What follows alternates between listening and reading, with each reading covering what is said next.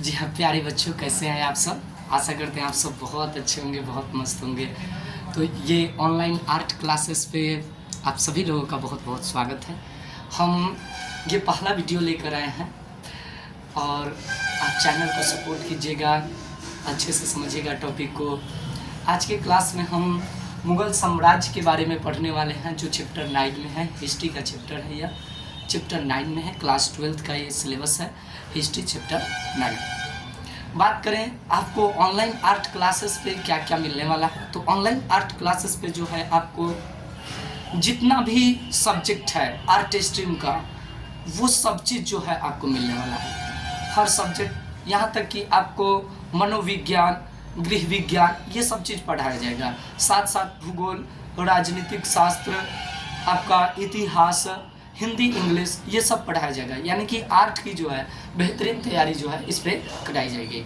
तो क्लास 12 का चैप्टर 9 है, तो आप वीडियो को अच्छे से समझिएगा और जो भी कुछ त्रुटियां हैं तो प्लीज़ कमेंट में हमें ज़रूर बताइएगा, ताकि हम उसमें सुधार करें और आपको कोई दिक्कत ना हो। वीडियो को शुरू करते हैं। मुग़ल साम्राज्य। मुग़ल साम्राज्य भारत में 1526 से 1857 तक शासन किया।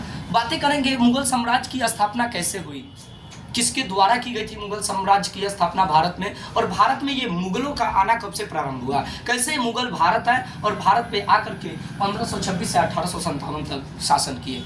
मुग़ल भारत आए तो क्या भारत का शोषण किए या भारत में कुछ विकास भी किए? क्या भारत को लूटने का प्रयास किए या भारत में कुछ नई प्रणाली की शुरुआत किए? क्या क्या चीज़ें थी, इन सभी चीज़ों को हम जानेंगे। इम्पॉर्टेंट चीज़ की अगर बात करें तो मुग़ल साम्राज्य से पहले दिल्ली में जो शासन थी वह थी दिल्ली सल्तनत।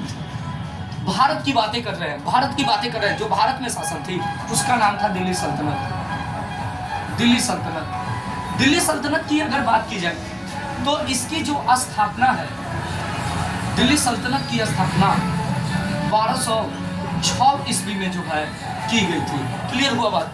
दिल्ली सल्तनत की स्थापना 1206 ईस्वी में कुतुबुद्दीन ऐबक के द्वारा जो है किया गया था। अगर आपसे पूछेगा किसके द्वारा किया गया था, तो कुतुबुद्दीन ऐबक के द्वारा, है ना। कुतुबुद्दीन ऐबक के द्वारा दिल्ली सल्तनत की स्थापना की गई थी। इतना बात क्लियर हुआ। अगर बात करें दिल्ली सल्तनत में मुख्य शासकों की, तो मुख्य राजाओं ने शासन किया। जो शासक थे दिल्ली सल्तनत में, मुख्य 6 राजाओं ने शासन किया। अगर बात करें अंतिम शासक की, इसका अंतिम शासक कौन था, इसका अंतिम शासक कौन था, तो इसका जो अंतिम शासक था वो इब्राहिम लोदी था। इब्राहिम लोदी था इसका अंतिम जो शासक था, वो कौन था? इब्राहिम लोदी था। इब्राहिम लोदी को अब इसका जो पहला शासक था वो कुतुबुद्दीन ऐबक था। कुतुबुद्दीन ऐबक था, ये पहला शासक था। ठीक है भाई, ये पहला शासक था। ठीक है, और अंतिम शासक जो था वो इब्राहिम लोदी था। इतनी सी बात क्लियर। मुग़ल साम्राज्य से पहले भारत में दिल्ली सल्तनत का शासन था, राज था। इस दिल्ली सल्तनत की स्थापना कुतुबुद्दीन ऐबक के द्वारा 1206 ईस्वी में किया गया था। अंतिम शासक इसका इब्राहिम लोदी होता है। सबसे अंतिम शासक इब्राहिम लोदी होता है, और इसी इब्राहिम लोदी को पानीपत के प्रथम युद्ध 1526 ईस्वी में बाबर हराता है और मुग़ल साम्राज्य की स्थापना करता है। क्लियर हो गई बात? हाँ, तो बात कर रहे हैं इब्राहिम लोदी की, बात कर रहे हैं।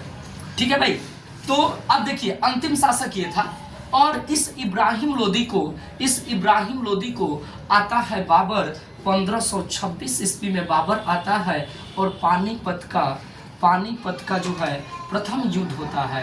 पानीपत का प्रथम युद्ध, और इस पानीपत के प्रथम युद्ध में, यानी कि 1526 ईस्वी में पानीपत के प्रथम युद्ध में जो है ना, पानीपत के प्रथम युद्ध में जो है बाबर ने इब्राहिम लोदी को बुरी तरीक़ा से हरा दिया। इब्राहिम लोदी को जो है बुरी तरीक़ा से हरा दिया, है ना बात? इब्राहिम लोदी को हरा दिया। इम्पोर्टेंट चीज़ की बात करें, देखिए बाबर की बस की बात नहीं थी कि इब्राहिम लोदी को हरा दे। बाबर के पास बारूद था और उस बारूद का प्रयोग सबसे पहले भारत में बाबर ने किया था। पानीपत के युद्ध के दौरान मारा बारूद, इब्राहिम लोदी की सेना को पूरा खत्म कर दिया, इनको हारना पड़ा, ये भी पराजित हो गए, है ना। तो इब्राहिम लोदी की हार और दिल्ली सल्तनत की अंत, मुगल साम्राज्य का आगमन। इतना सा बात क्लियर हुआ, नोट कीजिए इसको, फिर आगे बढ़ रहे हैं।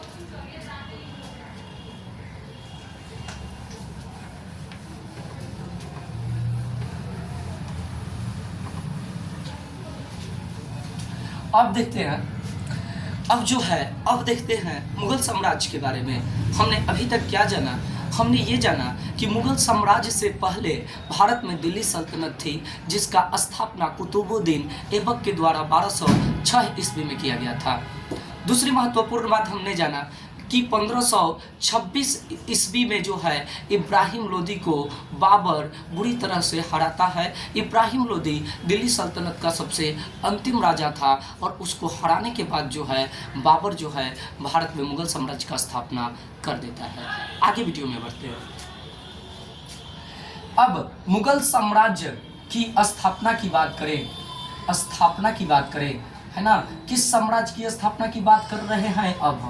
अब हम बात कर रहे हैं मुगल साम्राज्य की स्थापना की, है ना। मुगल साम्राज्य की स्थापना जो है 1526 ईस्वी में हुआ था, है ना।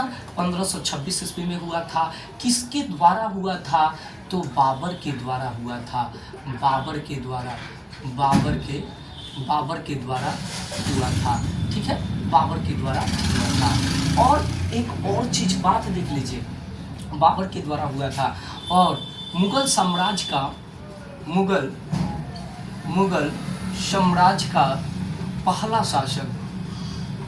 पहला शासक कौन था?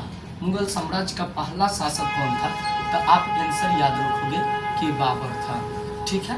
और बाबर ने 1526 ईस्वी में मुगल साम्राज्य का जो है स्थापना किया था। अब बाबर का संबंध मुगल से था और मुगलों का जो संबंध था वो मंगोलों से था। और ये मंगोल कहाँ के रहने वाले थे? मंगोल कौन थे? तो बात करें कि मंगोल क्रूर शासक थे और मंगोलों में चंगेज खान सबसे क्रूर शासक माना जाता है, जो आकर के इसको बढ़ाया, है ना, सबसे क्रूर शासक माना जाता है। तो मंगोल क्रूर शासक थे। इनका काम क्या था? लूटपाट करना, जगह जगह ये लूटपाट करते थे। ये मंगोल चीन को बुरी तरह से परेशान किए थे। चीन ने इनसे बचने के लिए सबसे बड़ा दीवार खड़ा किया, फिर उधर मंगोलों का जाना खत्म हो गया। और इसी मंगोल वंश में एक शासक आते हैं जिनका नाम होता है बाबर। और जी हाँ, जहाँ मंगोल थे वो जगह का नाम है उज्बेकिस्तान। उज्बेकिस्तान कहाँ है?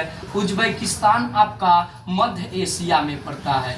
उज्बेकिस्तान आपका जो है यह मध्य एशिया में पड़ता है। और मध्य एशिया में जो थे मंगोल थे और मंगोलों का नेतृत्व करता चंगेज खान आगे जाकर के बनते हैं। ये क्रूर शासक थे, जो मंगोल थे क्रूर शासक थे। इनमें दया की भावना, मोह माया ये सब कुछ भी नहीं था। ये क्रूर शासक थे, चीन को बहुत परेशान किए थे। चीन इससे बचने के लिए चारों बगल से बहुत लंबी दीवार खड़ा किया, उसके बाद जो है वो बच पाया। ये मध्य एशिया में थे और इन्हीं मंगोलों से संबंध था बाबर का। जी हाँ, मध्य एशिया में एक मंगोल और एक उज्बेकिका जाति के लोग थे। दोनों में टकराव बार बार होते रहता था। वो लोग कहते थे कि तुम्हारे वंशज क्रूर थे, तुम्हारे वंशज इस तरह की भावना रखते थे, तुम में ये कमियां है, वो कमियां है, बात बात पर लड़ाई होती थी। और बाबर को जो है वहाँ से जो है बाबर को ये लोग भगा दिए। बाबर वहाँ से भागता है तो अपनी रणनीति तैयार करता है। राणा सांगा के द्वारा बाबर को जो है भारत में बुलाया जाता है कि आप भारत में आओ। और उस वक्त बाबर जो है शक्तिशाली शासक बन जाता है। इसके पास सैनिक, बारूद, सब चीज़ ये भर लेता है, काफ़ी ताकतवर बन जाता है, आमंत्रण स्वीकार करता है। और बाबर को भी चाहिए था कि हम कहीं ना कहीं जाएं, कहीं ना कहीं मुझे आश्रय प्राप्त हो, वहाँ जाकर शासन करें। तो बाबर राणा सांगा के नेतृत्व को स्वीकार करके नहीं आता है, बल्कि इस उद्देश्य से आता है कि हम जाएंगे तो वहाँ सम्राट बनेंगे। इब्राहिम लोदी को हरा देता है। इब्राहिम लोदी को हराने के बाद खुद वहाँ का क्या बन जाता है? राजा बनता है। पहले दिल्ली पे कब्जा करता है, उसके बाद जा करके आगरा पे कब्जा कर लेता है। उस समय दिल्ली और आगरा जो है काफ़ी शक्तिशाली साम्राज्य था और भारत में जो है यह मुख्य स्थान था जहाँ से पूरे भारत पे लोग शासन करते थे। आई होप आपको यहाँ तक समझने में कोई दिक्कत नहीं है। फिर हम आगे बढ़ेंगे, जल्दी से इसका स्क्रीनशॉट लीजिए।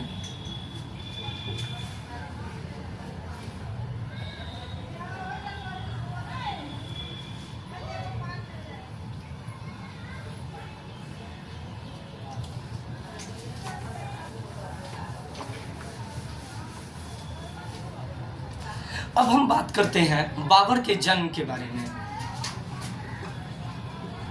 बाबर एक शक्तिशाली शासक, एक शक्तिशाली शासक। इसका संबंध मंगोलों से था। इसका संबंध मंगोलों से था। मंगोल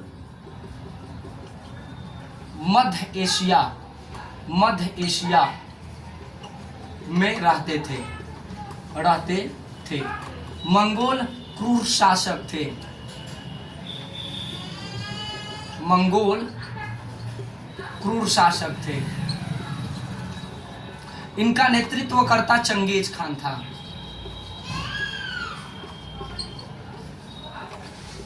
नेतृत्वकर्ता चंगेज खान था। चंगेज खान क्रूर शासक था। चंगेज खान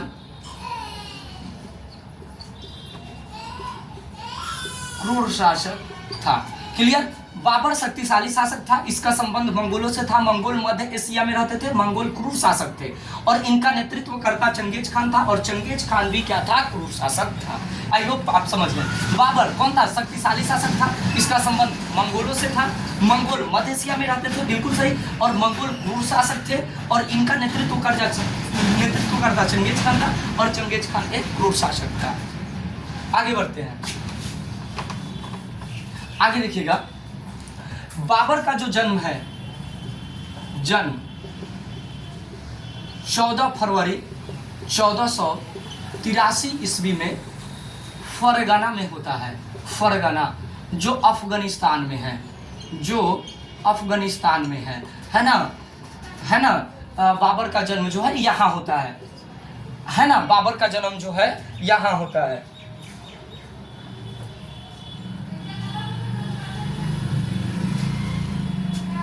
उमर शेख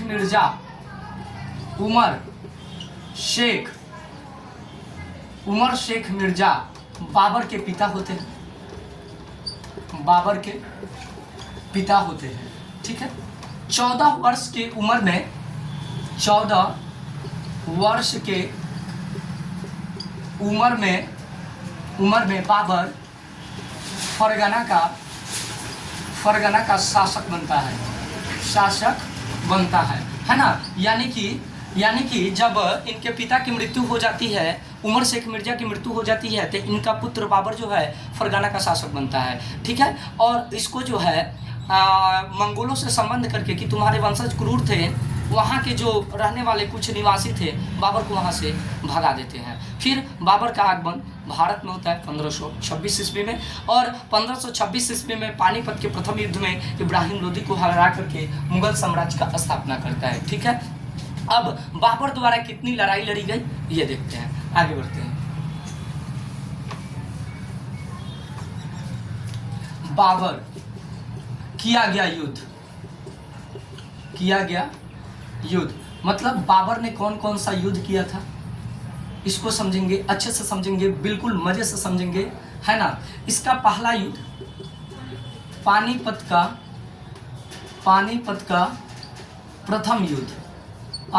प्रथम युद्ध जो 21 अप्रैल 1526 ईस्वी को होती है। 21 अप्रैल 1526 ईस्वी को जो है होती है।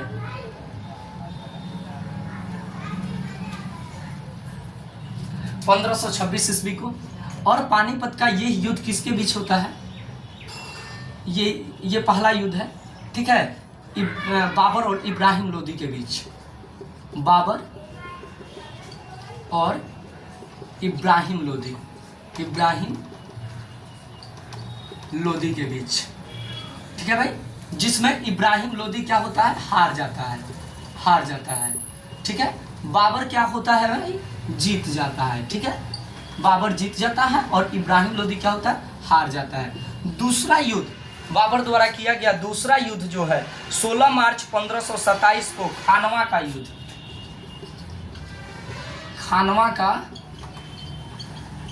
का युद्ध। और यह युद्ध जो है, खानवा का जो युद्ध है आपका, जो खानवा का युद्ध है, यह 16 मार्च 1527 को, 16 मार्च 1527 ईस्वी को, हाँ जी, किसके किसके बीच खानवा का युद्ध, तो मेवाड़ के राजा राणा संगा, ठीक है, ठीक है, यह युद्ध मेवाड़ के राजा राणा संगा और बाबर के बीच होता है, और बाबर के बीच होता है, जिसमें राणा संगा हार जाते हैं, राणा संगा क्या होते हैं, हार जाते हैं, ठीक है। ये हो गया आपका जो है। इसके बाद होता है चंदेरी का युद्ध, तीसरा युद्ध बाबर द्वारा, चंदेरी का युद्ध, चंदेरी का युद्ध। और जो चंदेरी का जो युद्ध है ये आपका 6 मई 1529 ईस्वी को होता है चंदेरी का युद्ध, है ना।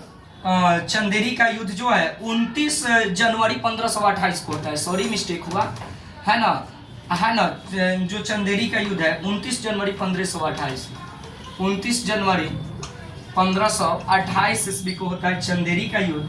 और इस युद्ध में मेदिनी राय, यह युद्ध जो है मेदिनी राय और बाबर के बीच होता है, और बाबर के बीच होता है। मेदिनी राय पराजित होता है, मेदिनी राय जो है हार जाता है, मेदिनी राय क्या होता है, हार जाता है, ठीक है। और इसके बाद अगर चौथे युद्ध की अगर हम बात करें तो घाघरा का युद्ध, ये चौथा युद्ध है, घाघरा का युद्ध।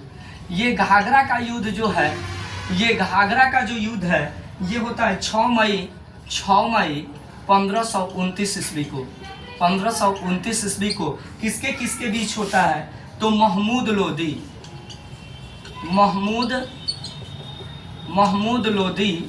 और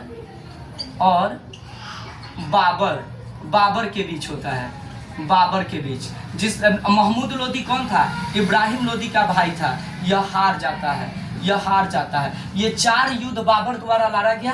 बारूद का प्रयोग युद्ध में सबसे पहले कौन किया, बाबर ने किया। ये 4 युद्ध लड़ा गया। पहला युद्ध पानीपत का प्रथम युद्ध 21 अप्रैल 1526 बाबर इब्राहिम लोदी के बीच, इब्राहिम लोदी हारता है, बाबर जीतता है। खानवा का युद्ध 16 मार्च 1527 ईस्वी को मेवाड़ के राजा राणा संगा और बाबर के बीच होता है, जो मेवाड़ के राजा राणा संगा हैं वो हार जाते हैं। चंदेरी का युद्ध 29 जनवरी 1528 ईस्वी को मेदिनी राय बाबर के बीच होता है, मेदिनी राय हार जाते हैं। घाघरा का युद्ध 6 मई 1529 ईस्वी को महमूद लोदी और बाबर के बीच, महमूद लोदी हार जाते हैं। महमूद लोदी कौन थे, इब्राहिम लोदी के भाई थे। इसके बाद बाबर जो है गज ए बाबरी का निर्माण करता है। गज ए बाबरी क्या है, एक ऐसी प्रणाली जिसके द्वारा सड़कों की माप की जाती है, उसी को गज ए बाबरी कहा जाता है। इसके बाद जो है ये सभी युद्ध करने के बाद 1530 ईस्वी में बाबर की मृत्यु हो जाती है। 48 साल के उम्र में बाबर जो है मर जाता है और बाबर के बाद इनका पुत्र हुमायूं राजा बनता है। तो हुमायूं के बारे में अगले वीडियो में मिलते हैं। आप इस वीडियो को बहुत प्यार दुलार दीजिए, दोस्तों में शेयर कीजिए, चैनल पे नए हैं तो सब्सक्राइब कीजिए। आपके लिए बहुत मेहनत की गई है ना, सब चीज़ को बहुत अच्छे से मेहनत करके लाया गया है। और इस ऑनलाइन आर्ट क्लासेस पे उन सभी विद्यार्थियों का मस्ट वेलकम है जो एक अच्छा सपना लिए हैं कि हाँ जी हम बोर्ड में अच्छा अंक लाएंगे और आगे चल करके अपना करियर बनाएंगे। तो उन सभी विद्यार्थियों का मस्त वेलकम है, स्वागत है। जी हाँ, आप सभी लोग इस चैनल से जुड़िए, पढ़ाई कीजिए। हम आपकी पढ़ाई में जो है थोड़ी सी भी कमी नहीं लाएंगे, हर सब्जेक्ट का पढ़ाई लेकर आएंगे। आपका सपोर्ट रहा तो बहुत जल्द लाइव क्लास लेकर आएंगे। बहुत बहुत धन्यवाद।